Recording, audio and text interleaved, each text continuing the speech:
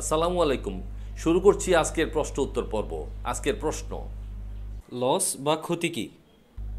ব্যবসায়িক দৃষ্টিকোণ থেকে আয়ের চাইতে ব্যয় বেশি হলেই লস বলা হয়। যেমন loss equal to expenses minus revenue or income. অন্যদিকে লস হলো হারানো ব্যয়, অর্থাৎ ব্যবসায়ের এক্সপায়ার্ড বা অতিবাহিত ব্যয়ের যে অংশ ভোগ করা যায় না তাকেই লস বলা হয়। যেমন আমি মোবাইল রিচার্জ করলাম ৮০ টাকার ৭ দিনের জন্য। ৭ দিন অতিবাহিত হওয়ার পর দেখা গেল যে ২০ টাকা জমা রয়ে গেছে। ৭ দিন অতিবাহিত যেহেতু হয়ে গেছে, সেই ২০ টাকা কিন্তু আর ব্যবহার করা যাবে না। সুতরাং সেই এক্সপায়ার্ড খরচটা আমার জন্য লস। আবার ব্যবসায়ে ব্যবহার করার জন্য ২০১০ সালের কম্পিউটার আমি ব্যবহার করছি। এখন নতুন অনেক আপগ্রেড কম্পিউটার বাজারে এসেছে, আমিও একটি কিনেছি। তাই সেই পুরাতন কম্পিউটারটা আমি আর ব্যবহার করছি না, কিন্তু সেই পুরাতন কম্পিউটারের ভ্যালু আমার ব্যালেন্স শিটে অ্যাসেট পাশে কিন্তু এখনও রয়ে গেছে। কিন্তু সেই কম্পিউটার ব্যবহার না করার কারণে যে ভ্যালুটা রয়ে গেছে, সেই ভ্যালুটা কিন্তু আমার জন্য এখন লস। অর্থাৎ অতিবাহিত সম্পত্তির অব্যবহার্য মূল্যকেই লস বলা হয়। লস উৎপাদন কার্যে কোনো সহযোগিতা করে না, তাই এটাকে খরচও বলা যায় না। যেমন আগুনে পণ্য বিনষ্ট, সম্পত্তি বিক্রয়ে ক্ষতি, ধর্মঘটের ফলে প্রদত্ত বেতন, বেকার সময়ে শ্রমিকদের মজুরি, সম্পত্তির অপচয়, দুর্ঘটনাজনিত সম্পত্তির ক্ষতি ইত্যাদি হচ্ছে লস। লস কত প্রকার ও কি কি? লস দুই প্রকার: নর্মাল লস স্বাভাবিক ক্ষতি এবং অ্যাবনর্মাল লস অস্বাভাবিক ক্ষতি। নর্মাল লস কি? নর্মাল লস বা স্বাভাবিক ক্ষতি হলো সেই ক্ষতি যা উৎপাদন বা প্রক্রিয়াকরণের সময় প্রাকৃতিকভাবে ঘটে যায় এবং যা পূর্বানুমানযোগ্য। যেমন আমি ২ কেজি মুরগি কিনলাম, সেই মুরগি জবাই করার পর যখন প্রসেস করা হলো তখন আমার হাতে আসলো ১৪০০ গ্রাম। তাহলে যে ৬০০ গ্রাম আমি পেলাম না, সেটা কিন্তু আমার নর্মাল লস।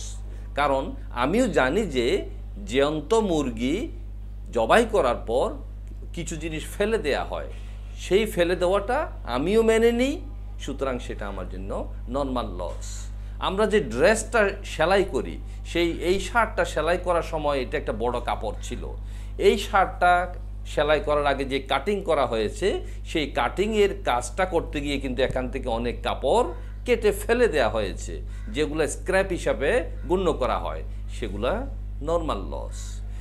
আমি একটা বোতলে করে তেল কিনেছি, সেই তেল বোতলটা ছিদ্র হয়ে যাওয়ার কারণে কিছু পরিমাণ তেল বিনষ্ট হয়ে গেছে বা বাইরে পড়ে গেছে, যা ব্যবহার করা যাচ্ছে না, এটা নর্মাল লস।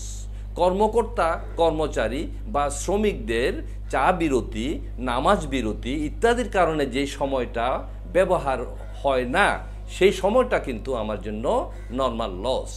সুতরাং নর্মাল লসের কোনো জার্নাল এন্ট্রি করা হয় না। অ্যাবনর্মাল লস কি? অ্যাবনর্মাল লস বা অস্বাভাবিক ক্ষতি হলো যা অপ্রত্যাশিতভাবে এবং নিয়ন্ত্রণের বাইরে ঘটে থাকে, যা উৎপাদনের স্বাভাবিক কার্যক্রমের সাথে সম্পৃক্ত নয়।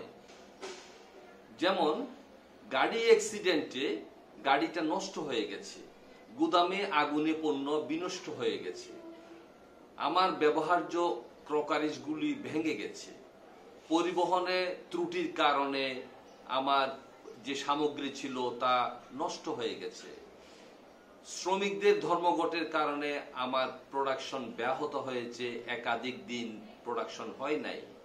এগুলি হচ্ছে আমার অ্যাবনর্মাল লস।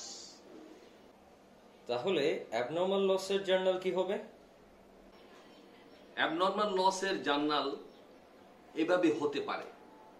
প্রথমে অ্যাবনর্মাল লস যদি আমি রেকর্ড করি, জার্নাল হবে abnormal loss debit, purchase credit.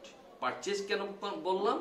আমি যে পণ্য সামগ্রীটা কিনে এনেছি সেটা যদি নষ্ট হয়ে যায় তাহলে পারচেজ ক্রেডিট করা হবে।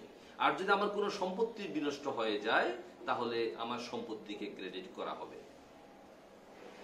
আর ওই সম্পত্তি অথবা আমার গুদামের যদি ইন্স্যুরেন্স করা থাকে এবং সেই ইন্স্যুরেন্স কোম্পানির কাছে যদি আমি তা দাবি করে থাকি তাহলে ওরা যে দাবিটা আমাকে ফেরত দেবে অর্থাৎ আমার কম্পেনসেশন দেবে, সেই দাবিটা আমি করলাম তাদের কাছে, তখন জার্নাল হবে insurance claim debit, abnormal loss credit.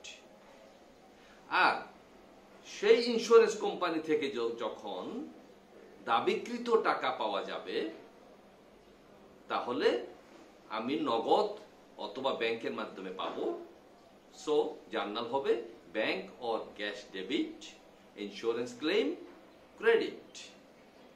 যদি টোটালি ইন্স্যুরেন্স পাওয়া না যায় অথবা আংশিক ইন্স্যুরেন্স এর ক্ষতি পাওয়া না যায় সেক্ষেত্রে জার্নালটা হবে profit and loss account debit, abnormal loss credit.